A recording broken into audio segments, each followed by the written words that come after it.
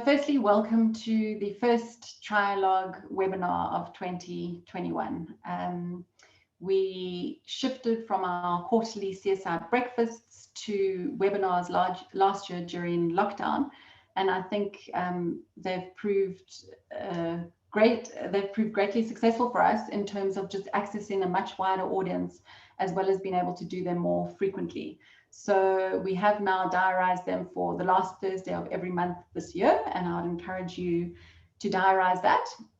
We have over 300 people who registered for this morning, and just looking through the names, I see that many of you are from education nonprofits and many of you from companies that support education programs. So hopefully this session is interesting to you to share information and to hear from other companies about what they're doing around their education programming. I'd also like to just say thank you to all of you, because I know from the names of the organizations I can see you've all done amazing work in supporting learners, teachers, students through what's been a terribly trying period over the last year. So just some technical notes. I'm sure you're all more than familiar with Zoom, but we've turned off the chat functionality today, but the Q&A functionality is on, and I would encourage you to post questions through the session. We've got 3 panelists who are going to do a brief opening, and then the majority of the time of the session is dedicated to questions. So please do type your questions in there. Please direct them to one or more of the panelists and make them as succinct as possible. I'll be scrolling through those and choosing them to direct to the panelists. The other thing to note is that there's a short survey after the webinar, and I'd encourage you to complete it. It will also be emailed to you tomorrow, but that provides us with feedback on how we can improve these, and it also asks you for topics that you might be interested in going forward as we make our webinar calendar and topics. And then the last thing is the session is being recorded, and everyone always asks if the slides and the session will be available. They will. We will send the slides and a link to the recording, as well as a summary write-up of the session to everyone that has registered. And it will also be available on our Trialogue Knowledge Hub. Okay, so I'm going to kick off just with a brief intro to Trialogue. For those of you who don't know us, Trialogue's a business that focuses exclusively on corporate responsibility and responsible business issues, with our tagline being supporting better business. We do this in 2 main ways. One is through consulting or advisory services, and the other is through sharing knowledge, as we're doing today. On the advisory side, we offer monitoring and evaluation support, and we also offer responsible business, sustainability, and CSI strategy support.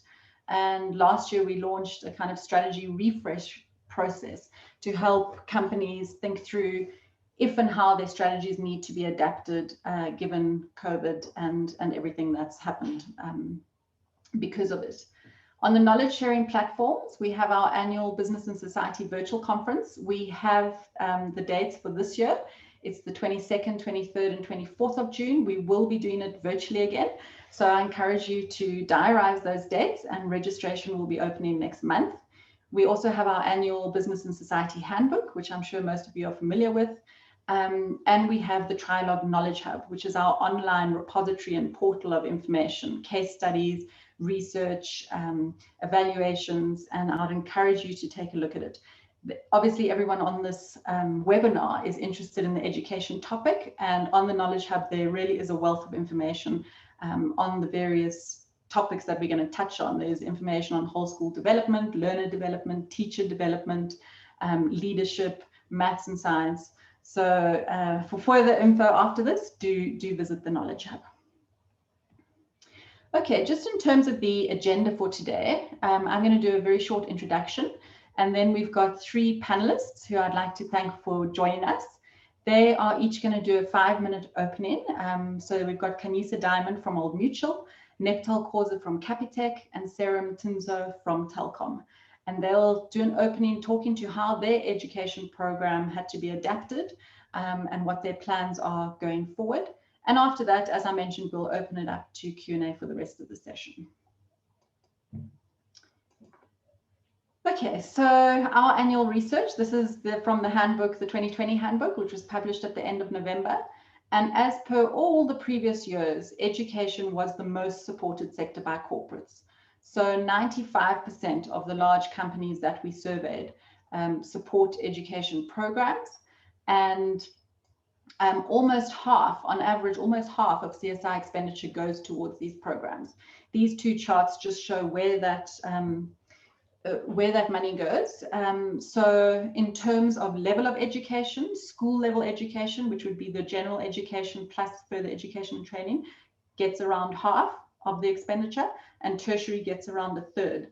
And if you look at types of intervention, in line with that, bursaries, which is largely directed at tertiary, is at around 26%, and this is followed by learner development, which gets 24%, and then teacher development at 10%.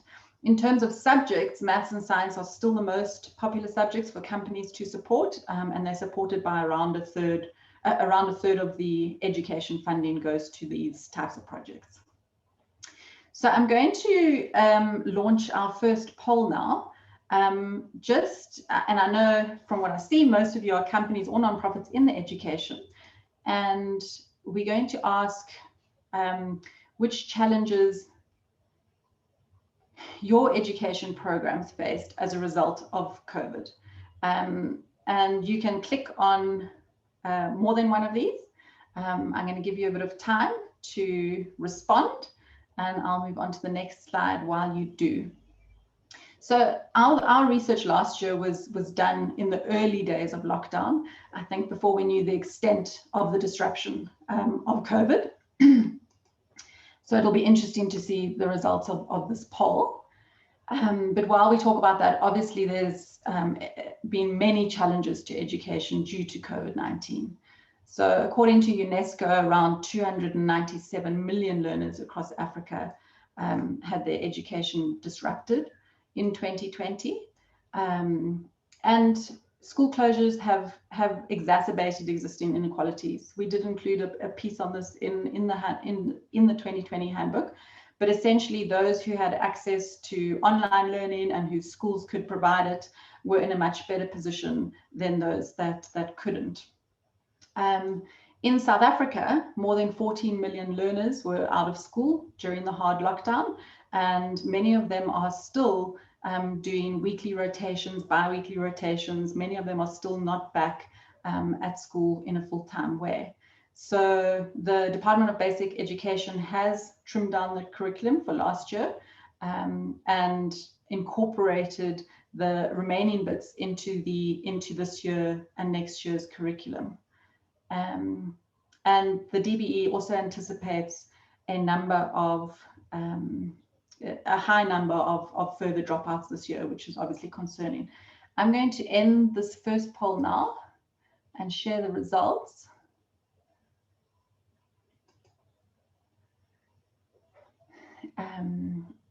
And I think everyone can see that now, but interesting to note that no one actually experienced no challenges.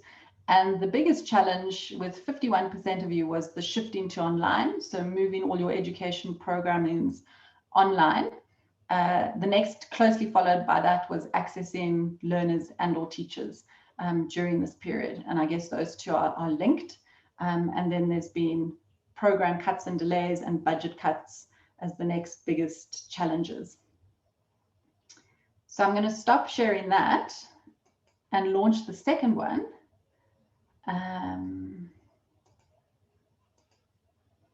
Which is how your organization is adapting its education program.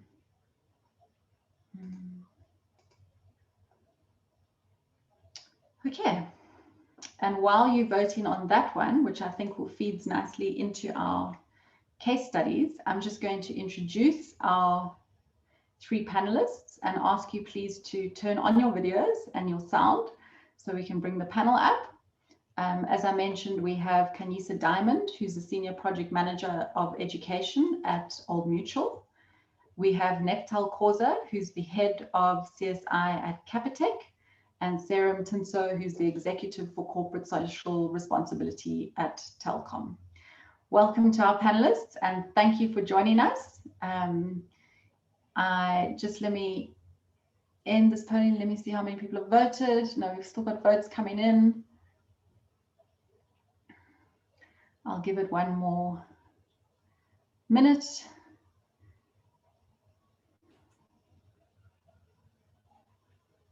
Okay. Okay, I'm going to end that now with over 90 votes in. Share the results. And again, we see that the biggest, the biggest challenge was shifting to online, but the most common adaptation has been conducting programming online. This has been followed by putting safety measures in place for in-person programs. Okay, so I think our panelists will speak to this. I'm going to turn this off and stop sharing my slides. And then if I can ask the panelists to turn on their videos and mics, please. And I'm going to hand over to Kanyisa to kick off with her 5-minute intro, just really speaking to, I mean, Old Mutual was in the position of having come to the end of a long-term education strategy at the end of 2019. So you had the opportunity to kind of rethink and restart in 2020. And we'd love to hear from you how you address the pandemic and what lessons you're taking forward. Thanks, Kanye. Thank you, Kathy. Good morning to everyone who has joined us here today. And thank you to Trialogue for this opportunity. So COVID-19 hit us at a time when the Old Mutual Foundation was in fact busy conducting research and developing our new strategy for education, which is actually commencing this year. And I'll talk to that a bit later on. So we had spent 7 years from 2013 up until the end of 2019 doing a project that focused purely on improving maths and science. And we coupled that with leadership development for school management teams as well as circuit managers. And so the program largely focused on high school education. So we were at least wrapping up about 4 programs from that program in 2020. So we did continue to support them so that they could wrap up their work with the schools that they were still busy with. And however, the funding was not just automatic. What we did is we challenged them to rethink how they were going to shift their programs. And number one, we asked, how are you going to reach your constituencies, given that you can't access schools, you can't access learners, you can't have access to teachers. So they all needed to rethink their mode of delivery. The second component that we spoke to them about was they needed to think about actually the relevance of the content and activities given the context in which we found ourselves at the time. So what that required from our side was that we needed to be flexible as well and accommodate some of the necessary changes that they had to make, such as, for example, allowing shifting from face-to-face training to online training and what that meant for reporting purposes. You know, reallocating some of the funds to allow them to buy data purchases for their beneficiaries, or even allowing a program that ordinarily would have offered training on curriculum management and delivery to rather shift their focus so that they could support DBE with the COVID-19 recovery plans and strategies. So we needed to be very much flexible to allow for such changes. Over and above that, in response to the pandemic, what we did was to reach out to the provincial departments of education, to DBE National. We reached out to the NECT, and we had one simple question for them, and that was, how could we be of assistance? So we were one of the funders who contributed to DBE's remote learning strategy, which included, amongst other activities, TV and radio broadcasts. And really, that was a quick response in ensuring that at least there was a way to continue learning for children. And this is not without saying that there weren't challenges with that model, but it surely was a start. So to ensure that we were responsive, we had to also have cross-functional teams within the foundation and within our business units to ensure that we would shorten the turnaround time that would be required to make those kind of decisions and changes and to approve funding.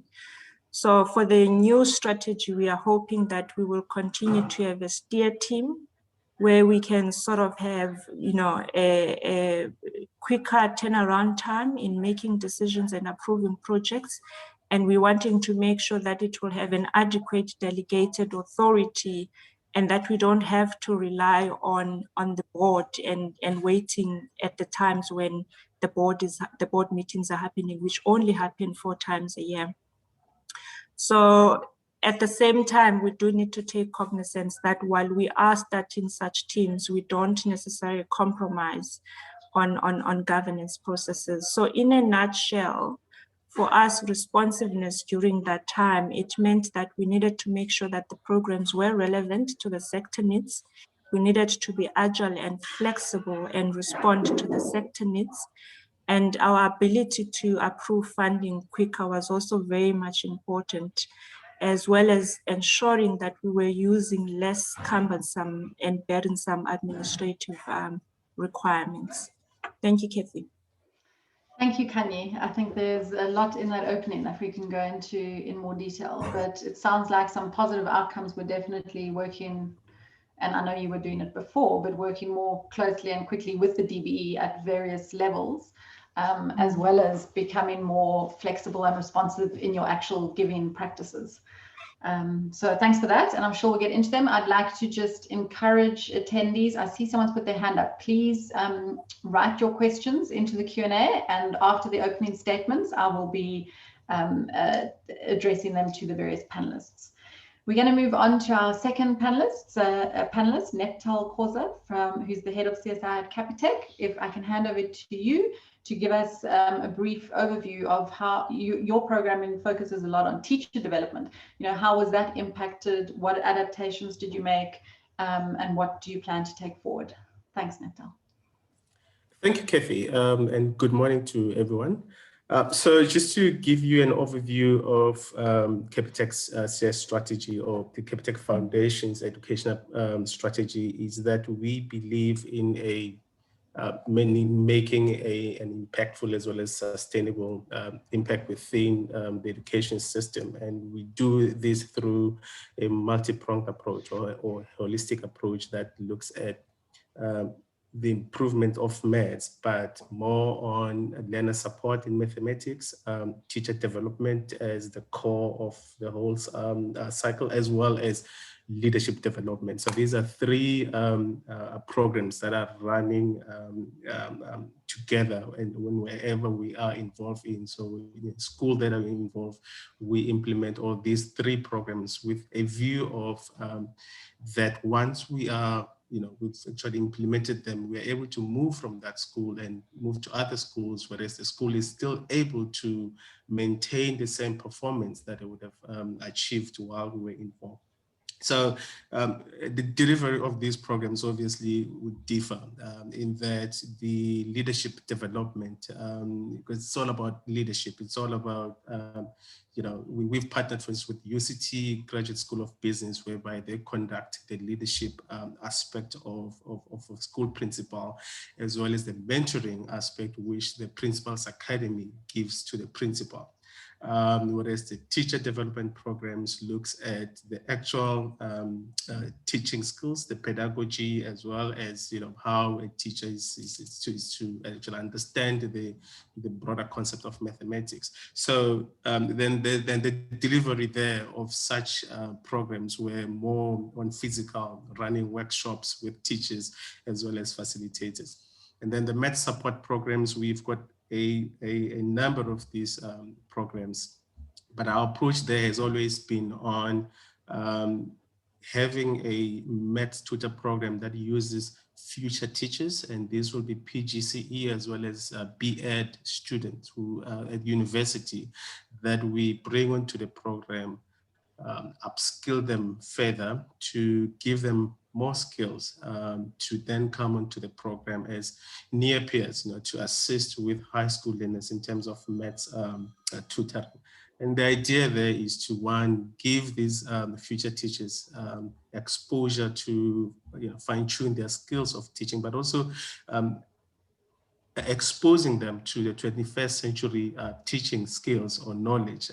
So these programs are run face-to-face as well as online. So COVID-19 happened. So you can imagine with all these three programs, then obviously we had to be adaptive in terms of how we respond to that. And one of the ways that we've done that, obviously, first thing was to have a stakeholder engagement whereby we reached out to all our implementation partners to say, how do we move forward? Obviously, leadership development program, we had to postpone it because it relies largely on face-to-face workshops. Similar thing with the teacher development until such time that we could at least accommodate not more than 50 people in a room, and then we then continue. With math support programs or the teacher maths tutor program, it was easy for us to migrate to a remote or online learning, whereby we've implemented your WhatsApp groups and where we could support with apps. We've actually done that. So obviously, other impact of this is in terms of how do you manage budgets and how do you still achieve your business objectives that you've set up front. So stakeholder engagement was very critical, both externally as well as internally, just to make sure that you're all on the same page and that as you implement this, you're actually addressing to other issues. So one of the things that we've done, and I think that's what Kanisha has said, is the ability to respond in time and to be able to make funds available to support other initiatives that might not necessarily be part of your strategy or your model. And because this was, 2020 was an unusual year for us, and we had to look at ways to be basically flexible, and that's why we're able to reach out to other initiatives that had that were already in place. We've seen a lot of innovation coming into play in 2020, and some of these needed funding, and I think that's how we were able to respond. Thank you. Thanks, Neptal. Again, good to hear about how your giving changes how your giving practices had to change and become more responsive and quicker. And I'd be interested to also maybe in the questions, we'll see what comes through, but I can see Kanyi's answering hers already, which is great. So keep them coming, but to also look at budgeting and how do you do that in this time of uncertainty, because you've mentioned, both of you, that you had to shift budgets, and what does that mean for your existing programs? But before we get into the questions, I'm going to hand over to our third panelist, Sarah Mtimso from the Telkom Foundation, to talk about how they responded and how their education programming was adapted. Thanks, Sarah. Thanks, Kathy. Good morning to everyone. Very grateful to be on the panel.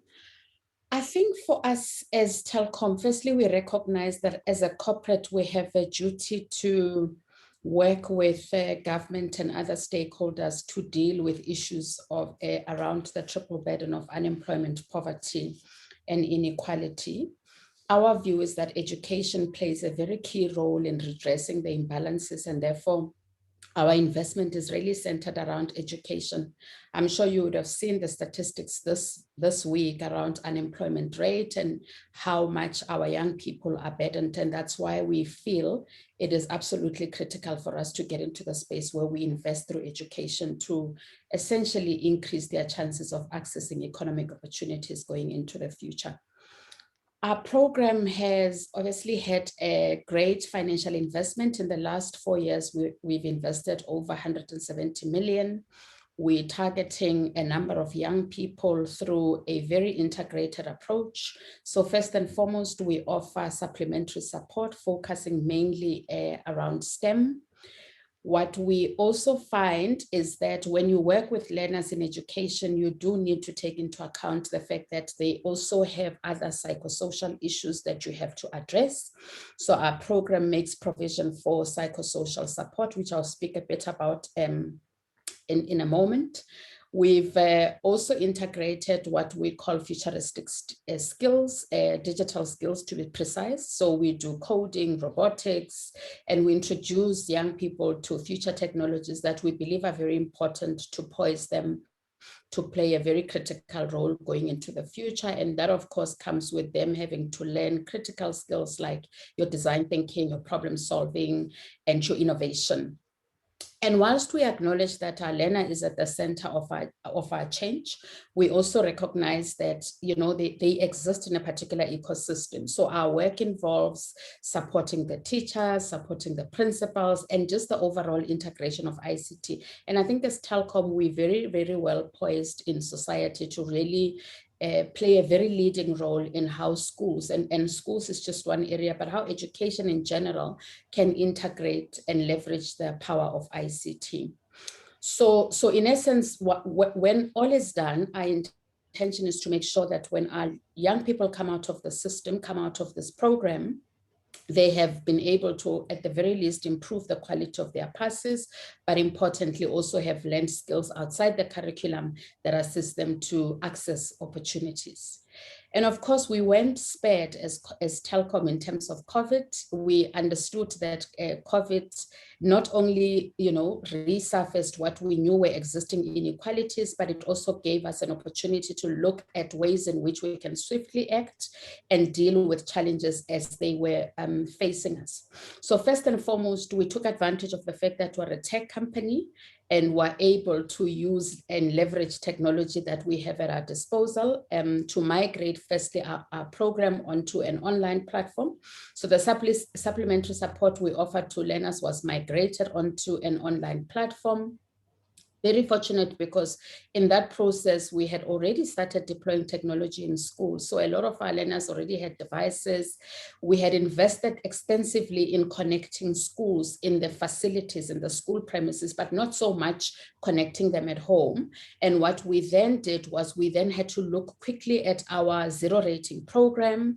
And what we did was we got a number of education sites zero rated to enable those learners that may not have data to access content without having to worry about the cost of data.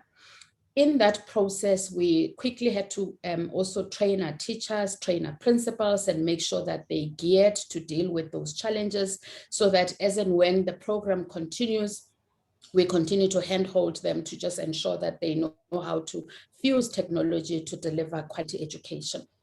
As I said, psychosocial is a very integral aspect of our program. We also moved that psychosocial support virtually. So whilst our social workers would be deployed in the schools, in the space of COVID, we created a chat box with a child line, and we took advantage of that chat box. So, and that chat box, by the way, was also zero rated. So learners did not have to worry about data. At any point when they wanted to speak to a social worker about issues that particularly impact them, we then were able to, assist them in that regard.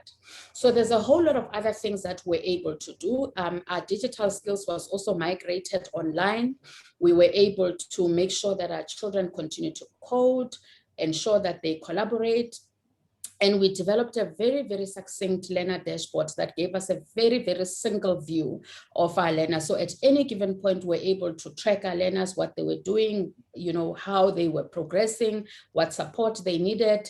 We introduced them to a series of applications that they could use to deal with deficiencies that we picked up as we're engaging with the learners. I think the last thing that I wanted to emphasize is that technology really plays a key role. So whilst we had invested a lot in the bricks and mortar program, what we were seeing is that a lot of our teachers were beginning to have individualized, customized support to the learners. So those learners that were struggling were easily picked up through the use of technology, and were able to offer them directed support as a result. So I'll stop at that, and I'll probably further elaborate as we proceed. Thank you, Sarah. That sounds like a very holistic support that you were offering. And I just to kick off the questions, and I see we've got lots that have come in, so I'm only going to ask the one, but just as kind of clarification, because you were really supporting at the learner level and you tracked them and had these dashboards and they had devices, what kind of scale were you doing that at? Because, you know, obviously that's the more holistic approach. How many schools or learners were you working with? So in total, we supported over 7,000 learners. Okay. 4,000 were quite active in the supplementary program, and the rest of the other learners would access content using our zero-rated sites. In terms of the psychosocial, our support extended beyond the 7,000. So we didn't particularly have the facility only available to our learners. It was available countrywide, and we saw quite an increase in the number of young people accessing counseling services through the chat box, through telephone lines. So our service, I would say, depending on what program learners wanted to access, those were the numbers that we're working with. Thanks, Sarah. And I think this is such an important element or issue. And I know, and I know, Kanye, you've answered the question, but I don't think everyone's seen it. So I'm going to come to the question from Nomfundo Magapi. Thank you. And you spoke beautifully about this at our conference, but she had addressed it to Neptal and Kanyisa about given the evidence emerging on the impact of mental wellness to leaders and teachers, how have you managed to integrate this into your leadership and teacher development programs? So Kanye, if you can just speak to your response on the leadership side, and then Neptal on your on the teacher side, and we've heard from Sarah on the learner side with Childline. Thanks. Thank you, Kathy. So the leadership program, ordinarily, it includes components for the leaders that do help with, stressful situations. I don't want to say mental health per se. So, for example, one of the programs we do through the Seed Educational Trust, what they do is they use an insight tool. And the purpose of the insight tool is to get the leader to understand who they are, their leadership style, and how they show up in terms of how they respond to their work. And so part and parcel of that is to empower them to be able to deal with complexity and stressful situations when they do arise. And it's built into the program because there is a recognition that the schooling sector generally is a stressful environment to work under. So there is already that kind of empowerment that's given to the principals that we work with so that they can deal better with complexity and stress. I do recognize that COVID-19, of course, does present differently in terms of the challenges and the context in which schools have to work under. So there is a need for our leadership programs to ensure that we take into consideration psychosocial support.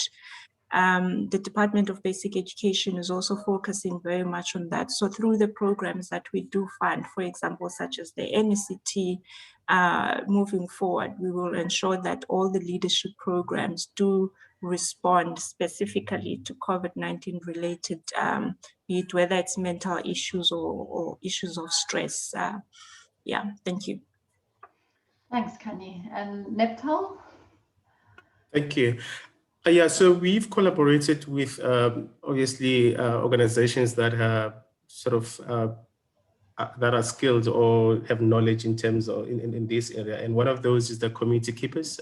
They've got offices in a number of schools in the Western Cape whereby they offered emotional support to learners as well as teachers who were in need of such. But also with the Principals Academy, they've got mentors or a cohort of retired principals who operate as mentors. And during this period, they were actually engaging with school principals of schools in the areas where we are involved to actually offer support.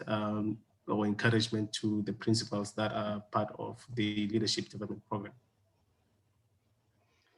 Thanks, Mitchell. I think I guess, on the downside, this mental health issue has just been so exacerbated by COVID-19, but on the upside, it's really, there's such a heightened awareness of it. And it's good to hear that all three of you are incorporating it into your programs. And just before we move on from this topic, there's a question from Geraldine Sarah saying, wonderful that you're focusing on psychosocial support for the learners.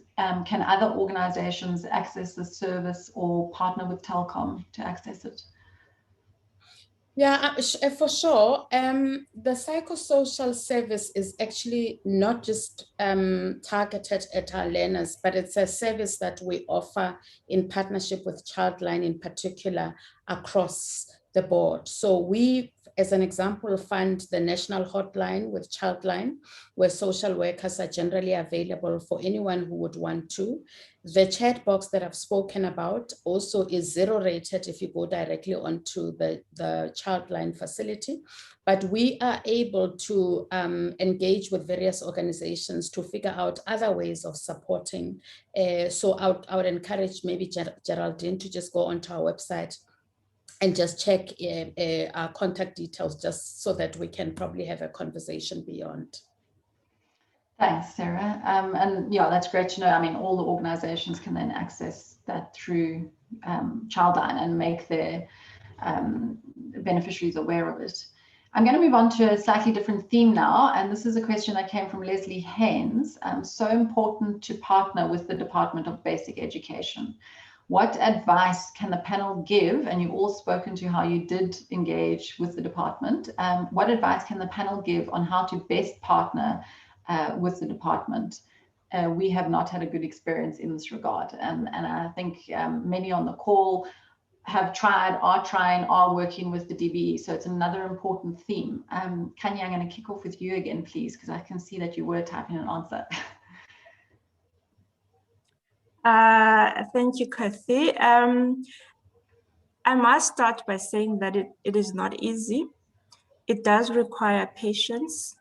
It does require you need to understand the various levels of engagements that you would need to do. You need to understand their protocols in terms of hierarchy, because hierarchy is very important to the Department of Education.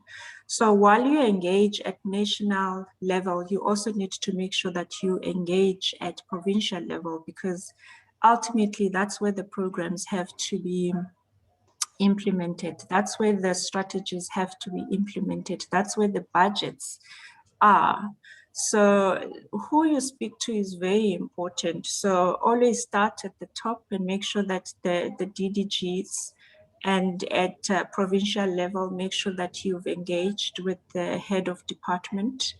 The second thing that's very important, and I think for us as Old Mutual is a non-negotiable, is to understand what is the direction that the Department of Education is following. What is their strategic direction? What are their priorities? Take time to understand that, and do not walk into a meeting with the Department of Education wanting to push your own agenda. Once you've understood what and where the pressure points are, then work around how your strategy can fit into that. And so I have learned and I have seen them, being more willing to partner in instances where there is an alignment in what you offer with their strategic direction, and where they're able to see how what you offer will actually elevate some of the pressure points that they do have. It's also very much important to be clear at the outset what your expectations are. Request a steer call once you've managed to get them on the table. And so basically alignment is key. And flexibility, because sometimes we do go into these meetings with expectations, and you find that at times they have, you know, different ideas to what we have. So do consider and be flexible, and make sure that it's a give and take, and that it's not all just about you. Thank you. Thanks, Kanye. So alignment, flexibility, and also considering the different levels, you know, and where different work's being done. Neptal, do you have anything to add to that? I absolutely agree with Kanye, and I wouldn't want to sound like a broken record, but I think what she said is true. But also important is to find, I want to say, disciples, because essentially you need someone to drive, you know, your message within the Department of Education. Otherwise, everything falls flat. But also, I think there's quite a number of initiatives that are taking place within the schools, and I think the start is to also understand what is being implemented. Nothing is as frustrating as having 3 programs running at a school. So let's have that map. Let's understand what is happening within those schools, and also your own strategy needs to actually match with their own objective, and everybody needs to account. You need to have an MOU if you must, and it needs to be measurable. And I think if they understand the timelines, that you're not there to be a solution to the problem, you're there to complement, and that whatever that you implement needs to be measured within a time frame, and that when you move, that intervention needs to be maintained, and that the sustainability of your impact does not fade with you leaving, well, either the school or the district. But I think what Kanyisa said about engaging at different levels, that's very important. But the question is, where would your intervention be more supported? At national level, yes, you want to have that sort of understanding and to have the support, but most importantly at the ground level, or at the level where you need the principal to support, you want the teachers to support the program, you want the district officials to support the program. I think that's where it matters, and that's where most time need to be spent in making sure that you build those relationships, and that those relationships are meaningful, and you get that disciple, someone who will drive the message of Capitec or Mutual. Thanks, Neptal. And Sarah, just on that topic, and just to close it off, your experience, but also, I mean, have you, something that's come to mind as I've heard Kanye and Neptal, have you found that it's actually been easier to work with the department in the last year, or has it been more challenging? I think for us, it's actually been very mutually beneficial. And maybe one of the things I just wanted to emphasize, just in addition, is the importance of how you posture. I think part of what we need to understand is that much as we want to make a difference, we are not government. We are a partner that seeks to support what government intends to do in the education space. And therefore, our posture should really be one that suggests partnership, that suggests working together, that suggests co-creation. We've worked very well with the Department of Education across different levels, whether it's at a district level, at the provincial level, at a national level. We've had extensive support. I mean, as I'm speaking to you now, we are currently working with the National Department in response to some of the COVID challenges to really figure out ways of developing frameworks that will guide with some of the areas that we believe are important and will reposition the education space going into the future. So, you know, issues around virtual schooling, what does that mean for South Africa? And what sort of framework should government be considering to deal with those kind of issues? Issues around streamlining partnership in terms of ICT integration in schools. So those are some of the things that we're assisting them with, and we're getting a lot of support on the programs that we're running on the ground. I think what's most important is really understanding the level at which you need to be engaging, who's your stakeholder, what's your point of influence, and how do you then make sure that you leverage that support without you know, taking away the opportunity to create space for government to feel they are part, or you are part of co-creating, and you are not working in parallel. Thanks, Sarah. Yeah, I think definitely some common themes coming through there around partnerships, identifying the correct level and person, and being flexible in co-creation rather than coming in with a specific solution. I'm going to shift now slightly to, I think, the last theme where there's been a lot of questions coming through, and that's around the technology. So there's been a couple of questions on that, and Sarah, I'm going to start with you because there's been a few around zero rating, and a few that are coming from nonprofits who have online programs around, how does this zero rating work? It seems to be regulated by the Department of Communications. How can nonprofits or companies get their education programming zero rated? Yeah, so there's a couple of things that one can say about zero rating. So there's the Telkom process that we generally run just in partnership with a number of organizations that obviously seek to make available content without having to worry about data. And there's also, in addition, a process that's coordinated with the Department of Education as well as the Department of Telecommunications. And I'll start with the latter. So in essence, what happens is that because at the time of COVID, we had such a huge demand of people coming through asking for their sites to be zero rated, we literally had to put a process in place to understand what would be the requirements. How do you then make sure that you zero rate the sites that are going to be very beneficial to the, to the learners, to the teachers, to the schools? So that process is coordinated by the Department of Telecommunications.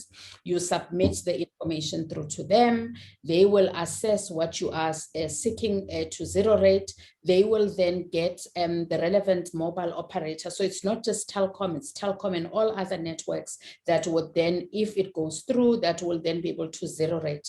And that zero rating is a lot wider because it allows any user, regardless of their network, to be able to access the content without having to worry. The Telkom one is a slightly different one because essentially what it does is that it offers you an opportunity to zero rate your content specifically on the Telkom network. So we can't guarantee that Vodacom, for example, or MTN or Cell C will offer you the same, but we will guarantee that if we've zero rated your process or zero rated your content, you are then able to, if you're on the Telkom network, able to access the data. I mean, we've got a list of about 900 and odd URLs that we've zero rated over this period. And we're finding that it's not just about the number zero rated, but we're finding that more and more young people are actually using the sites. And some of the sites are actually not just education, they are sites that enable people to access services online. So whether you want to go to this department to know about, particularly during COVID, how to access information, there are those sites that we've also zero rated in this space. Thanks, Sarah. Kanye, I'm going to go to you now on another technology related one, but it speaks to connectivity issues. This has been asked as well, and how to ensure that we put in our learner programs online. How do we ensure that this is not actually deepening inequality? Big question.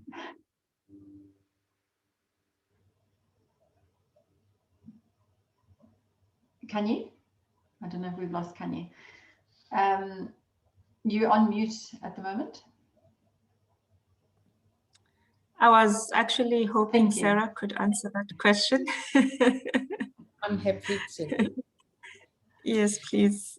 Yeah, so look, I mean, I think as a country, we still have quite a bit of way to go with the development of our ICT infrastructure. We do recognize that the rollout is not happening at the pace at which we would have wanted it to happen. There are areas where we are beginning to see traction, but there are areas that are, consistently getting left behind.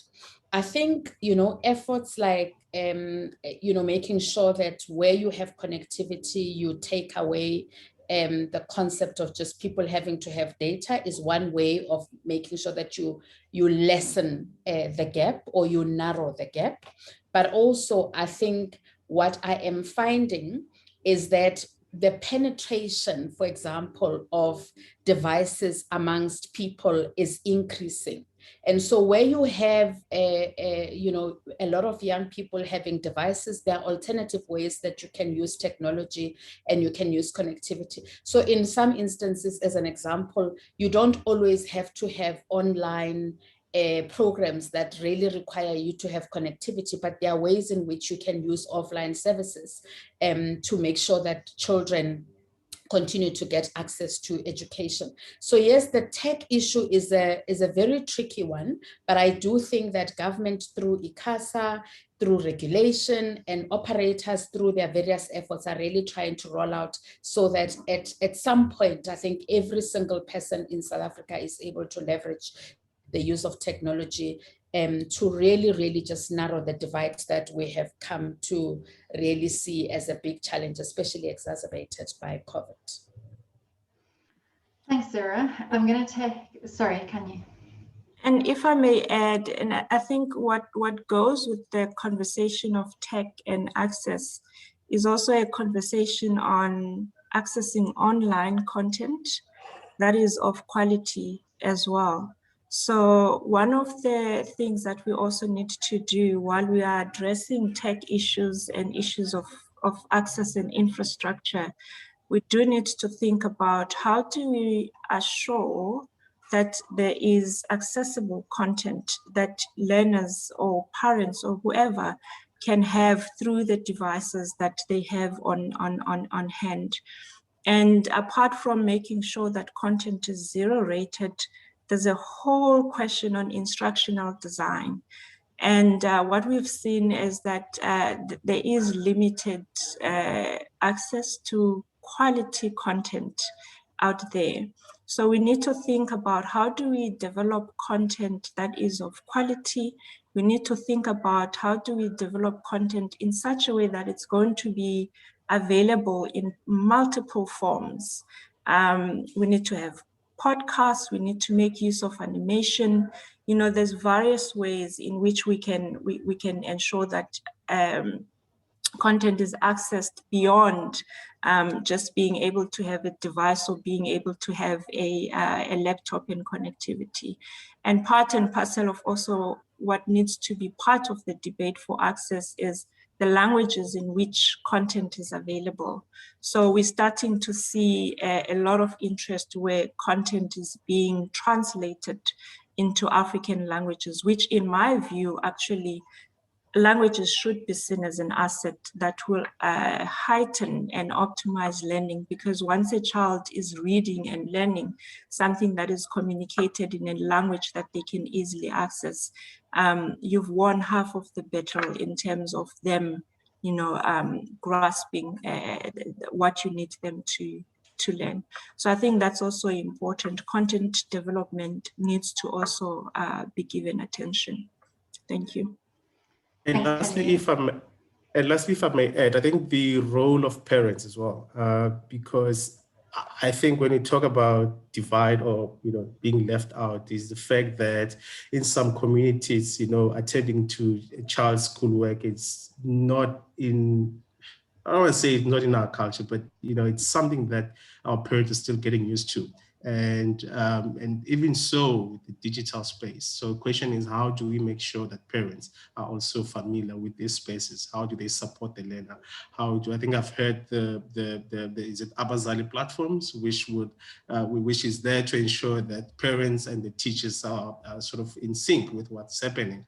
I've experienced it with my own child who would be in a room attending online classes, but I'm sitting here working, and sometimes I found it difficult to keep up with where he was, you know, until I had to really sit and work through his work on it. But I can think and imagine a lot of parents out there who might not necessarily, you know this new world now. So the question is, how do we, you know, support them to support their child in a way, also supporting the teachers as well.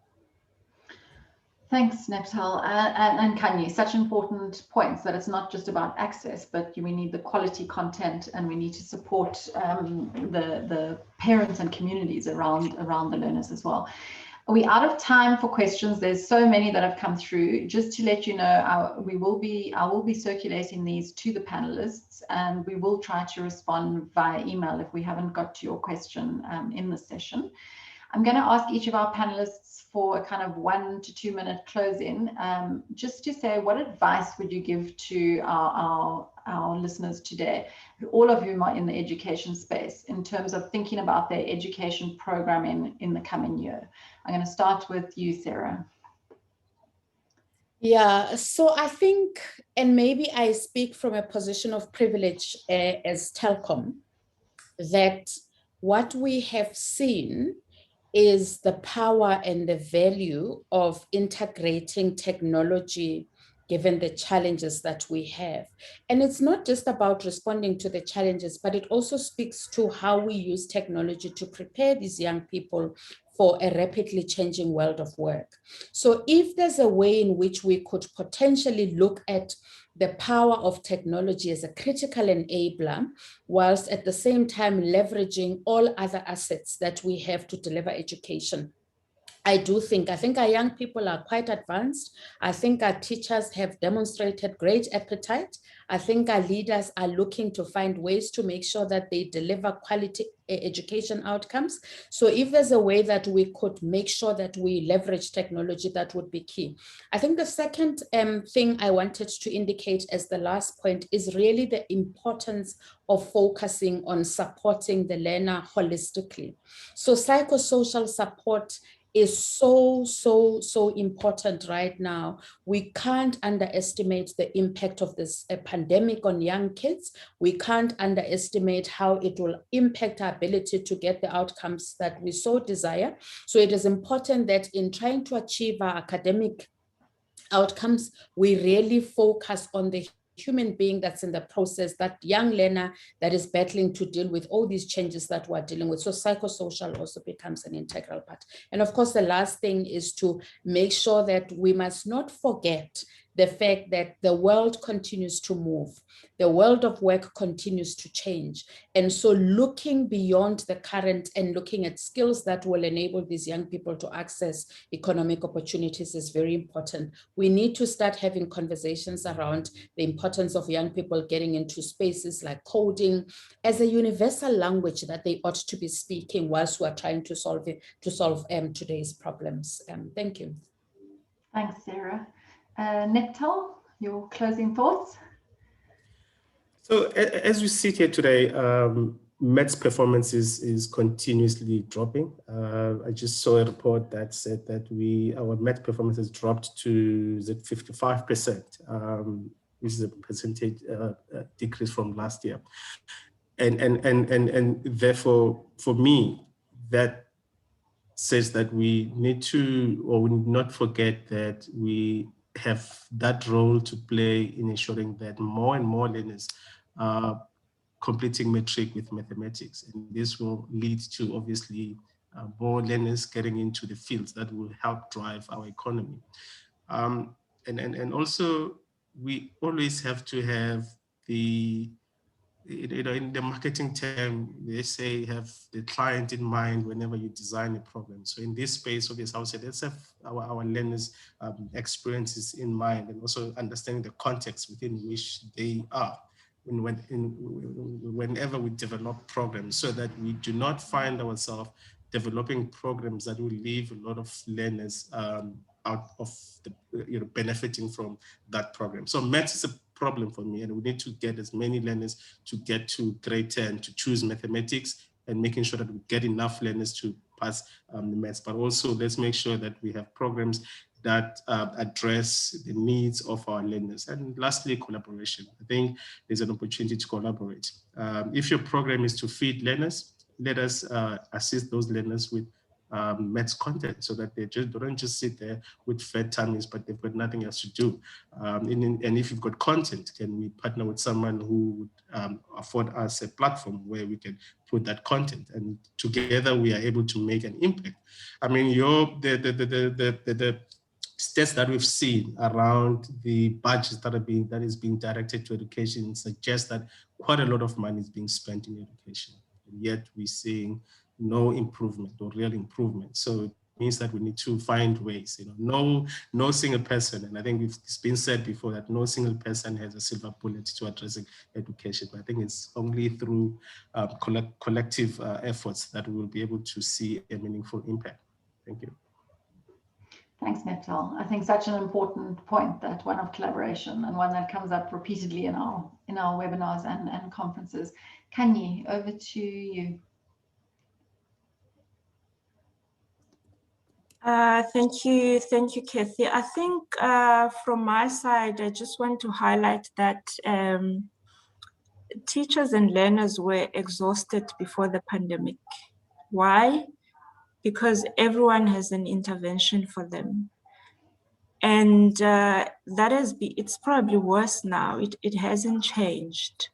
So we really need to reflect on how best do we deliver our programs that can still achieve impact, but delivered in such a way that it's done effectively without burdening the system further. So I'd really urge all of us to think carefully about the program designs that we need to offer, and to find alternative teaching and learning methods that we can use so that we optimize the little time that the learner has to access the curriculum or whatever other learning opportunities that are available to them.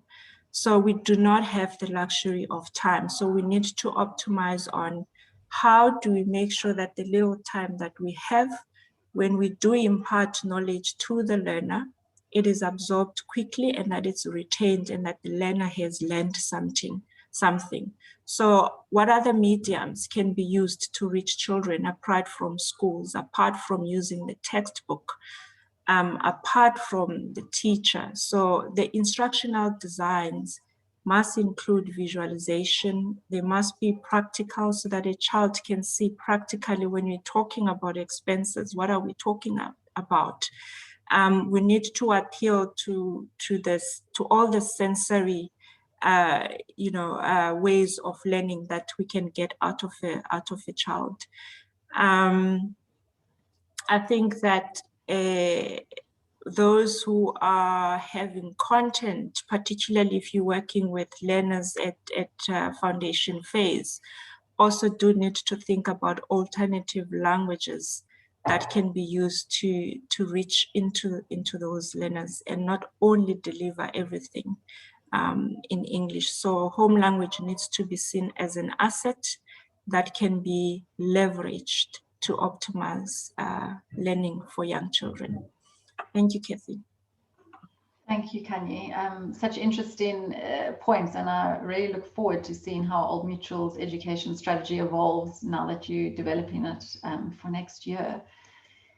Just to close, I'm going to share my screen again.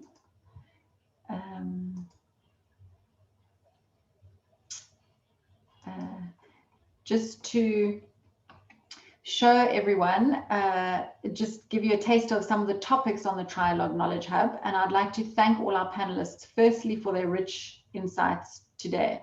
I think we actually could have continued way over an hour. There's so many more questions that are unanswered and such rich experience on the panel. But thanks to Old Mutual for sponsoring the school leadership and management topic on the Knowledge Hub. Thanks to Capitec Foundation for sponsoring the teacher development topic, and to the Telkom Foundation for sponsoring the ICT and education topic. Investec, who's not on the panel, they sponsor the maths and science education. And then there's other education topics on the hub, including literacy, financial literacy, whole school development. So I really do encourage you to visit that for a lot more insight and information on those topics. And finally, just to say thank you to you, our delegates and people who've signed in. Thanks so much for participating in the polls, for asking so many thoughtful questions. That's what these webinars are really for and about. Thanks for your engagement in the sector. And hopefully we look forward to seeing you at our future events. As I mentioned, our conference is coming up in June. Our webinars are held monthly now on the last Thursday of the month. And we've just started on this year's edition of the Business and Society Handbook. So we'll be in touch with all of you for the primary research and for case studies, etc. So thanks for your time.